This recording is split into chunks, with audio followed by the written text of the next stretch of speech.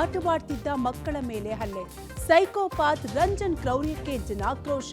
ದರ್ಶನ್ ಭೇಟಿಗೆ ಹಪಹಪಿಸುತ್ತಿದ್ದಾರಾ ಪವಿತ್ರ? ಕಸಕ್ಕೆ ಬೆಂಕಿ ಇಟ್ಟು ಜಿಬಿಎ ಎಡವಟ್ಟು. ನಟಿ ಐಂದ್ರಿತಾ, ನಟ ಅನಿರುದ್ಧ್ ಬೇಸರ. ಬಿಕ್ಲು ಶಿವ ಕೊಲೆ ಕೇಸ್ ಬೈರತಿ ಬಸವರಾಜ್ಗೆ ಎದುರಾಯಿತು ಸಂಕಷ್ಟ. ಮರ್ಯಾದೆ ಕೊಡ್ತಿಲ್ಲ ಅಂತ ಪತಿ ಹತ್ಯೆಗೆ ಪತಿಯೇ ಸುಪಾರಿ.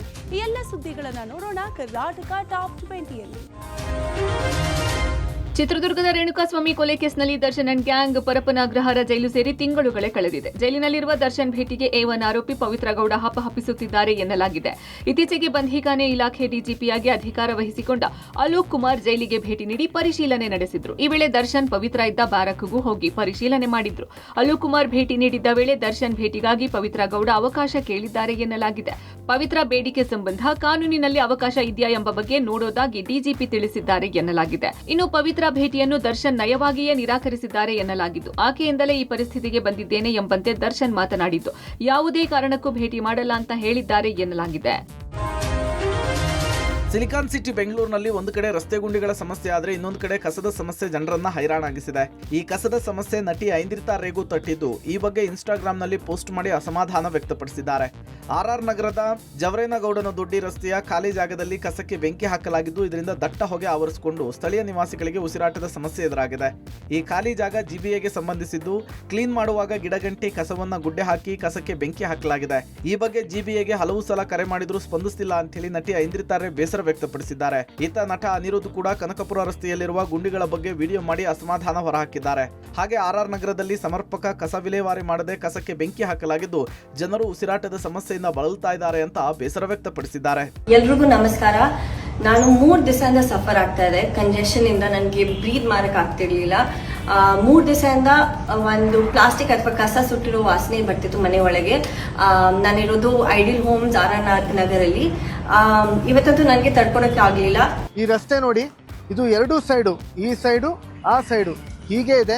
ಸುಮಾರು ಒಂದು 2 ಕಿಲೋಮೀಟರ್ ಉದ್ದದವರೆಗೂ ಹೀಗೆ ಇದೆ. ನಾನು ನಮ್ಮ ಅಧಿಕಾರಿಗಳಲ್ಲಿ, ನಮ್ಮ ಪ್ರತಿನಿಧಿಗಳಲ್ಲಿ ಕೈ ಮುಗಿದು ಕಳಕಳಿಯಿಂದ ಕೇಳ್ಕೊತೀನಿ, ದಯವಿಟ್ಟು ಈ ರಸ್ತೆ ಹತ್ತ ಗಮನ ಹರಿಸಿ ಆದಷ್ಟು ಬೇಗ ಡಾಂಬರೀಕರಣ ಮಾಡಿ. ಮಾಜಿ ಸಚಿವ ಬೈರತಿ ಬಸವರಾಜ್ ಬಿಕ್ಲು ಶಿವ ಕೊಲೆ ಪ್ರಕರಣದಲ್ಲಿ ಕಾನೂನು ಸಂಕಷ್ಟ ಎದುರಾಗಿದೆ. ಈ ಪ್ರಕರಣಕ್ಕೆ ಸಂಬಂಧಿಸಿದಂತೆ ಸಲ್ಲಿಸಲಾಗಿದ್ದ ನಿರೀಕ್ಷಣಾ ಜಾಮೀನು ಅರ್ಜಿಯನ್ನು ಹೈಕೋರ್ಟ್ ವಜಾಗೊಳಿಸಿದ್ದು, ಶಾಸಕರ ಬಂಧನದ ಭೀತಿ ಎದುರಾಗಿದೆ. ನಿರೀಕ್ಷಣಾ ಜಾಮೀನು ಅರ್ಜಿ ವಿಚಾರಣೆ ನಡೆಸಿದ ನ್ಯಾಯಮೂರ್ತಿ ಸುನಿಲ್ ದತ್ ಯಾದವ್ ಅವರಿದ್ದ ಏಕಸದಸ್ಯ ಪೀಠವು ಬೈರತಿ ಬಸವರಾಜ್ಗೆ ನಿರೀಕ್ಷಣಾ ಜಾಮೀನು ನೀಡಲು ನಿರಾಕರಿಸಿತು. ವಿಚಾರಣಾ ನ್ಯಾಯಾಲಯದಲ್ಲೇ ಸೂಕ್ತ ಅರ್ಜಿ ಸಲ್ಲಿಸುವಂತೆ ಸೂಚನೆ ನೀಡಿದೆ. ಇನ್ನು ಈ ಪ್ರಕರಣದಲ್ಲಿ ಕರ್ನಾಟಕ ಸಂಘಟಿತ ಅಪರಾಧ ನಿಯಂತ್ರಣ ಕಾಯ್ದೆ ಕೋಕಾ ಆಕ್ಟ್ ಅನ್ವಯವಾಗುವುದಿಲ್ಲ ಎಂದು ಹೈಕೋರ್ಟ್ ಸ್ಪಷ್ಟಪಡಿಸಿದೆ. ಇನ್ನು ಬೈರತಿ ಅವರಿಗೆ ಬಂಧನದಿಂದ ಯಾವುದೇ ಮಧ್ಯಂತರ ರಕ್ಷಣೆ ನೀಡಲು ನ್ಯಾಯಾಲಯ ಒಪ್ಪದ ಕಾರಣ ತನಿಖಾಧಿಕಾರಿಗಳು ಶಾಸಕರನ್ನ ವಿಚಾರಣೆಗೆ ಒಳಪಡಿಸಲು ಅಥವಾ ಬಂಧಿಸಲು ಅನುಕೂಲವಾಗಿದೆ. ಕಳೆದ ಕೆಲವು ತಿಂಗಳ ಹಿಂದೆ rowdy sheeter Biklu Shiva alias Shivakumar ಕೊಲೆ ಪ್ರಕರಣ ನಡೆದಿತ್ತು. ಮೃತ ಬಿಕ್ಲು ಶಿವ ತಾಯಿ ವಿಜಯಲಕ್ಷ್ಮಿ ಮಗನ ಹತ್ಯೆಗೆ ಶಾಸಕ ಬೈರತಿ ಬಸವರಾಜ್ ಕುಮ್ಮಕ್ಕು ನೀಡಿದ್ದಾರೆ ಎಂದು ಆರೋಪಿಸಿ ದೂರು ನೀಡಿದ್ರು. ಅದರಂತೆ ಎಫ್ಐಆರ್ ನಲ್ಲಿ 5ನೇ ಆರೋಪಿ ಎಂದು ಶಾಸಕ ಬೈರತಿ ಬಸವರಾಜ್ ಹೆಸರು ಉಲ್ಲೇಖಿಸಿ ವಿಚಾರಣೆ ನಡೆಸಲಾಗಿತ್ತು. ಬುರ್ಡೆ ಗ್ಯಾಂಗ್ನ ಮುಖಂಡ ಮಹೇಶ್ ಶೆಟ್ಟಿ ತಿಮರೋಡಿ ಗಡೀಪಾರು ಆದೇಶದ ಬೆನ್ನಲ್ಲೇ ಅಜ್ಞಾತ ಸ್ಥಳಕ್ಕೆ ತೆರಳಿ ಭೂಗತನಾಗಿದ್ದಾರೆ. ಹೀಗಾಗಿ ಗಡೀಪಾರು ನೋಟಿಸ್ ಅನ್ನು ಕೊಡುವುದಕ್ಕೆ ತಿಮರೋಡಿಯ ಉಜಿರೆಯಲ್ಲಿರುವಂತಹ ಮನೆಗೆ ತೆರಳಿದ ಬೆಳ್ತಂಗಡಿ ಪೊಲೀಸರಿಗೆ ತಿಮರೋಡಿ ಇಲ್ಲದ ಕಾರಣ ಮನೆಗೆ ನೋಟಿಸ್ ಅಂಟಿಸಿ ವಾಪಸ್ ಆಗಿದ್ರು.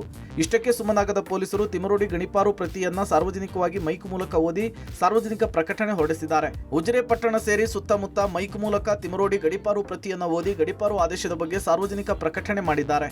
ಇದರಿಂದ 2026 ಸೆಪ್ಟೆಂಬರ್ 16ರವರೆಗೂ ಕೂಡ ಮಹೇಶ್ ಶೆಟ್ಟಿ ತಿಮರೋಡಿಯನ್ನ ರಾಯಚೂರು ಜಿಲ್ಲೆಯ ಮಾನ್ವಿ ಪೊಲೀಸ್ ಠಾಣೆಯ ಸರಹದ್ದಿಗೆ ಗಡೀಪಾರು ಮಾಡಲಾಗಿದೆ ಅಂತ ಹೇಳಿ ಸಾರ್ವಜನಿಕವಾಗಿ ಪೊಲೀಸರು ಪ್ರಚಾರ ಮಾಡಿದ್ದಾರೆ. ಮರ್ಯಾದೆ ಕೊಡದ ಹೆಂಡತಿಯನ್ನ ಕೊಲ್ಲಲು ಪತಿಯೇ ಸುಪಾರಿ ಕೊಟ್ಟ ಪ್ರಕರಣ ಮೈಸೂರಿನಲ್ಲಿ ನಡೆದಿದೆ. ತನ್ನ ಸಹಾಯಕರಿಗೆ ಪತ್ನಿಯನ್ನು ಕೊಲ್ಲಲು ಸುಪಾರಿ ಕೊಟ್ಟು ಹತ್ತಿರದಲ್ಲಿಯೇ ನಿಂತು ಹೆಂಡತಿ ಸಾಯುವುದನ್ನೇ ಕಾಯ್ತಿದ್ದ ಪತಿ ಈಗ ಪೊಲೀಸರ ಅತಿಥಿಯಾಗಿದ್ದಾನೆ. ಸುಪಾರಿ ಹಂತಕರು ಮಹಿಳೆಗೆ ಸುತ್ತಿಗೆಯಿಂದ ಹೊಡೆದು ಮನೆಗೆ ಬೆಂಕಿ ಹಚ್ಚಿದ್ದಾರೆ. ಈ ಮೂಲಕ ಗ್ಯಾಸ್ ಸಿಲಿಂಡರ್ ಸೋರಿಕೆ ಮಾಡಿ ಅಗ್ನಿ ಅವಘಡ ಅಂತ ಬಿಂಬಿಸಲು ಯತ್ನಿಸಿದ್ದಾರೆ. ಮೈಸೂರಿನ ಬಿಎಂಶ್ರೀ ನಗರದಲ್ಲಿ ಘಟನೆ ನಡೆದಿದ್ದು 45 ವರ್ಷದ ನಾಗರತ್ನ ಹಲ್ಲೆಗೊಳಗಾದ ಮಹಿಳೆ. ನಾಗರತ್ನ ಮನೆಯಲ್ಲಿ ಒಬ್ಬಳೇ ಇದ್ದಂತಹ ವೇಳೆ ಸುತ್ತಿಗೆಯಿಂದ ಹೊಡೆದು ಕೊಲೆಗೆ ಯತ್ನಿಸಿ ಹಲ್ಲೆ ಮಾಡಿ ನಂತರ ಮನೆಗೆ ಬೆಂಕಿ ಹಾಕಿ ಸಿಲಿಂಡರ್ ಸೋರಿಕೆ ಮಾಡಿದ್ದಾರೆ. ಭಾಸ್ಕರ್ ಹಾಗೂ ಅಭಿಷೇಕ್ ಎಂಬುವರು ಕೊಲೆಗೆ ಯತ್ನಿಸಿದ ಆರೋಪಿಗಳಾಗಿದ್ದಾರೆ. ಹೆಂಡತಿ ಕೊಲೆಗೆ ನಾಗರತ್ನ ಪತಿ ಮಹೇಶ್ ತನ್ನ ಇಬ್ಬರು ಸ್ನೇಹಿತರಿಗೆ 5 ಲಕ್ಷ ರೂಪಾಯಿ ಸುಪಾರಿ ಕೊಟ್ಟಿದ್ದಂತೆ. ಪಾನಿಪುರಿ ವ್ಯಾಪಾರ ಮಾಡ್ತಾ ಇದ್ದ ಮಹೇಶ್ ತನ್ನ ಸಂಪಾದನೆಯ ಹಣವನ್ನ ಹೆಂಡತಿ ಬಡ್ಡಿಗೆ ಬಿಡ್ತಾ ಇದ್ದಿದ್ದಕ್ಕೆ ಅಸಮಾಧಾನವಿತ್ತಂತೆ. ಅಲ್ಲದೆ ಗಂಡನಿಗೆ ಕಿಂಚಿತ್ತು ಮರ್ಯಾದೆ ಕೊಡದ ಹಿನ್ನೆಲೆಯಲ್ಲಿ ಪತ್ನಿ ಕೊಲೆಗೆ ಪ್ಲಾನ್ ಮಾಡಿದ್ದ ಎನ್ನಲಾಗ್ತಿದೆ.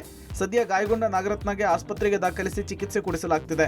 ಘಟನೆಗೆ ಸಂಬಂಧಪಟ್ಟಂತೆ ಮೇಟಗಳ್ಳಿ ಠಾಣೆಯಲ್ಲಿ ದೂರು ದಾಖಲಾಗಿದ್ದು ಆರೋಪಿಗಳನ್ನು ಬಂಧಿಸಿರುವ ಪೊಲೀಸರು ವಿಚಾರಣೆ ನಡೆಸುತ್ತಿದ್ದಾರೆ. ಮೇಲ್ಗಡೆಯಿಂದ ಕೆಳಗಡೆ ಇಳಿದ್ರು. ಹೇಳ್ತಾ ಬಿಟ್ಟು ಅವರು ಆ ವ್ಯಕ್ತಿಗಳು ಮಾಸ್ಕ್ ಹಾಕಿದ್ರು ಮತ್ತು ಹೆಲ್ಮೆಟ್ ಹಾಕಿದ್ರು, ಫುಲ್ ಹೆಲ್ಮೆಂಟು, ಕೈಗೆಲ್ಲ ತುಂಬ್ದೋಳು ಶರ್ಟ್ ತುಂಬ್ದೋಳು ಜರ್ಕಿನ್ ಹಾಕಿದ್ರು. ಪಾಪ ಬಾಯಿಗೆ ಯಾರೋ ಗೇಟ್ ತಗೊಂಡ್ಬಿಡೋಯ್ತಾರಲ್ಲ ಇಬ್ಬರು, ಅವ್ರಿಗೆ ಯಾರು ನೋಡ್ಬಲ್ಲ ಅವ್ರಿಗೆ ಅಂತ ನನ್ನ ಮಗನಿಗೆ ಹೇಳಿದಾಗ ಗಾಡಿ ಅಲ್ಲಿ ಗ್ರೌಂಡಲ್ಲಿ ಸ್ಟಾರ್ಟ್ ಮಾಡ್ಕೊಂಡು ಅವ್ರು ಹೊಂಟೋಗ್ಬಿಟ್ರು. 109 BNS ಅಲ್ಲಿ ಅಟೆಂಪ್ಟ್ ಟು ಮರ್ಡರ್ ಕೇಸ್ 3 ಜನ ಸೇರಿಬಿಟ್ಟು ಕೃತ್ಯನ ಎಸಗಿರ್ತಾರೆ ಅಂತ ಹೇಳಿ ನಮಗೆ ತನಿಖೆಯಲ್ಲಿ ಕಂಡು ಬಂದಿರುತ್ತೆ. ನಾವು 3 ಜನನ ಅರೆಸ್ಟ್ ಮಾಡಿಬಿಟ್ಟು ಪ್ರೊಸೀಜರ್ನ ಮಾಡಿದ್ದೀವಿ. ಬೆಳಗಾವಿ ಅಧಿವೇಶನದ ಕಡೆ ದಿನ ಸಿಎಂ ಸಿದ್ದರಾಮಯ್ಯ ಕುರ್ಚಿ ಕದನಕ್ಕೆ ಕ್ಲಾರಿಟಿ ಕೊಟ್ಟಿದ್ದಾರೆ. 2.5 ವರ್ಷ ಸಿಎಂ ಅಂತ ತೀರ್ಮಾನ ಆಗಿಲ್ಲ ಎನ್ನುವ ಮೂಲಕ ಫುಲ್ ಟರ್ಮ್ ಸಿಎಂ ಬ್ರಹ್ಮಾಸ್ತ್ರ ಪ್ರಯೋಗಿಸಿದ್ದಾರೆ. ವಿಧಾನಸಭೆಯಲ್ಲಿ ಉತ್ತರ ಕರ್ನಾಟಕದ ಚರ್ಚೆಗೆ ಉತ್ತರ ಕೊಡುವ ವೇಳೆ ಬಿಜೆಪಿ ಸದಸ್ಯರ ಕಾಲೆಳೆಯುವ ಮಾತುಗಳನ್ನೇ ಮೆಟ್ಟಿಲುಗಳನ್ನಾಗಿ ಮಾಡಿಕೊಂಡ ಸಿಎಂ ಪಕ್ಷದೊಳಗಿನ ವಿರೋಧಿಗಳಿಗೆ ಗುನ್ನ ಹೊಡೆದಿದ್ದಾರೆ. 2.5 ವರ್ಷ ಸಿಎಂ ಅಂತ ತೀರ್ಮಾನ ಆಗಿಲ್ಲ, ಶಾಸಕರು 5 ವರ್ಷಕ್ಕೆ ಸಿಎಂ ಆಯ್ಕೆ ಮಾಡಿದ್ದಾರೆ ಅಂತ ಟೈಮ್ ಬಾಂಬ್ ಹಾಕಿದ್ದಾರೆ. ಇನ್ನು ನಿಮ್ಮನ್ನು ಎಲ್ಪಿ ಸಭೆಯಲ್ಲಿ 5 ವರ್ಷಕ್ಕೆ ಆಯ್ಕೆ ಮಾಡಿರೋದು 2.5 ವರ್ಷಕ್ಕೂ ಎಂಬ ಅಶೋಕ್ ಪ್ರಶ್ನೆಗೆ ಪ್ರತಿಕ್ರಿಯಿಸಿದ ಸಿಎಂ 2.5 ವರ್ಷ ಅಂತ ಹೇಳೇ ಇಲ್ಲ, ಆ ತೀರ್ಮಾನ ಆಗಿಲ್ಲ ಅಂತ ಸಿದ್ದರಾಮಯ್ಯ ಸ್ಪಷ್ಟಪಡಿಸಿದ್ರು. ನಾನು 5 ವರ್ಷ ತುಂಬಿಸಿದ್ದೀನಿ, ಮತ್ತೆ 2ನೇ ಸಾರಿ ಮುಖ್ಯಮಂತ್ರಿ ಆಗಿದ್ದೀನಿ. ಈಗ ನಾನೇ ಮುಖ್ಯಮಂತ್ರಿ. ಕೇಳಪ್ಪ, ಹೈಕಮಾಂಡ್ನವರು ನನ್ನ ಪ್ರಕಾರ ನನ್ನ ಪರವಾಗೇ ಇರೋದು. ಹೈಕಮಾಂಡ್ನವರು ಏನ್ ತೀರ್ಮಾನ ಮಾಡ್ತಾರೆ ಅದ್ರ ಪ್ರಕಾರ ನಡ್ಕೊಳ್ಳೋದು ನಾವು. ಈಗಲೂ ನಾನೇ ಮುಖ್ಯಮಂತ್ರಿ, ಹೈಕಮಾಂಡ್ನವರು ತೀರ್ಮಾನ ಮಾಡಿದ್ರು ನಾನೇ ಮುಖ್ಯಮಂತ್ರಿ. ಬೆಳಗಾವಿ ಅಧಿವೇಶನದಲ್ಲಿ ಉತ್ತರ ಕರ್ನಾಟಕದ ಸಮಸ್ಯೆಗಳ ಬಗ್ಗೆ ಚರ್ಚೆ ನಡೀತಾ ಇದ್ದ ವೇಳೆ ಕಾಂಗ್ರೆಸ್ ಕುರ್ಚಿ ಕದನದ ಸ್ವಾರಸ್ಯಕರ ಚರ್ಚೆ ನಡೆದಿದೆ. ಕಲಾಪದ ನಡುವೆ ಸಿಎಂ ಕಾಲೆಳೆದ ವಿಪಕ್ಷ ನಾಯಕ ಆರ್ ಅಶೋಕ್, ಕಳೆದ 4 ದಿನಗಳಿಂದ ಬಳಲಿದ್ರಿ, ನಾವು ರಾಜಕೀಯ ನಿಶಕ್ತಿ ಅನ್ಕೊಂಡಿದ್ವಿ, ನಿಮಗೆ ರಾಜಕೀಯ ಶಕ್ತಿ ಬಂದಿದ್ಯಾ ಅಂತ ಕಿಚಾಯಿಸಿದ್ರು. ಈ ವೇಳೆ ಪ್ರತಿಕ್ರಿಯಿಸಿದ ಸಿಎಂ, ನನಗೆ ರಾಜಕೀಯ ನಿಶಕ್ತಿ ಇಲ್ವೇ ಇಲ್ಲ, ಅಂಥ ಅವಕಾಶ ಸೃಷ್ಟಿಯಾಗೋದಿಲ್ಲ, ರಾಜಕೀಯವನ್ನು ಅಷ್ಟೊಂದು ತಲೆ ಕೆಡಿಸಿಕೊಂಡು ಮಾಡುವ ಅಗತ್ಯವೂ ಇಲ್ಲ ಅಂತ ತಿರುಗೇಟು ನೀಡಿದ್ರು. ನೀವು ಫ್ರೆಶ್ ಆಗಿ ಬಂದರೆ ಸ್ವಲ್ಪ ಉತ್ತರ ಕರ್ನಾಟಕಕ್ಕೆ ಫ್ರೆಶ್ ಯೋಜನೆಗಳು ಬರ್ತೈತೆ. ಖುಷಿಯಾಗಿ ಬಂದಿದ್ದೀರಾ, ಖುಷಿಯಾಗಿ ಅನೌನ್ಸ್ ಮಾಡಿ ಇಡೀ ಉತ್ತರ ಕರ್ನಾಟಕದ ಜನ ನಿಮ್ಮನ್ನು ಮೆಚ್ಚೋ ರೀತಿ ಒಂದು ಹೇಳಿಕೆಯನ್ನು ಕೊಡಿ ಅನ್ನೋದನ್ನ ನಾನು ಕೂಡ ಸ್ವಾಗತ ಮಾಡ್ತೀನಿ. ರಾಜಕೀಯವಾಗಿ ನಿಶಕ್ತಿ ಅನ್ನೋ ಪದ ನನ್ನ ಹತ್ರ ಇಲ್ವೇ ಇಲ್ಲ. ರಾಜಕೀಯವಾಗಿ ನಿಶಕ್ತಿ ಯಾವಾಗಲೂ ಕೂಡ ಇಲ್ಲ, ಮುಂದಿನೂ ಕೂಡ ಇರೋದಿಲ್ಲ, ಹಿಂದಿನೂ ಕೂಡ ಇಲ್ಲ, ಈಗಲೂ ಕೂಡ ಇಲ್ಲ.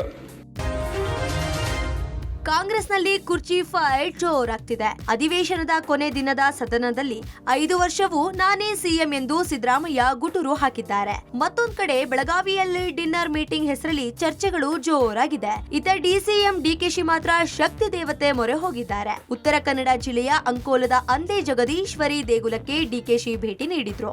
ಡಿಸಿಎಂ ಡಿಕೆಶಿಗೆ ಸಚಿವ ಮಂಕಾಳು ವೈದ್ಯ, ಕಾರವಾರ ಶಾಸಕ ಸತೀಶ್ ಸೈಲ್ ಸಾಥ್ ನೀಡಿದ್ರು. ಜಗದೀಶ್ವರಿ ಗರ್ಭಗುಡಿ ಪ್ರವೇಶಿಸಿದ ಡಿಕೆ ಏಕಾಂತ ಪೂಜೆಯಲ್ಲಿ ಜಗದೀಶ್ವರಿ ಬಳಿ ಹಿಂಗಾರ ಪ್ರಸಾದ ಬೇಡಿಕೊಂಡು ಪೂಜೆ ನೆರವೇರಿಸಿದ್ರು. ಈ ಹಿಂದೆ 2009ರಲ್ಲೂ ಡಿಕೆಶಿ ಇದೇ ಕ್ಷೇತ್ರಕ್ಕೆ ಭೇಟಿ ನೀಡಿದ್ರು.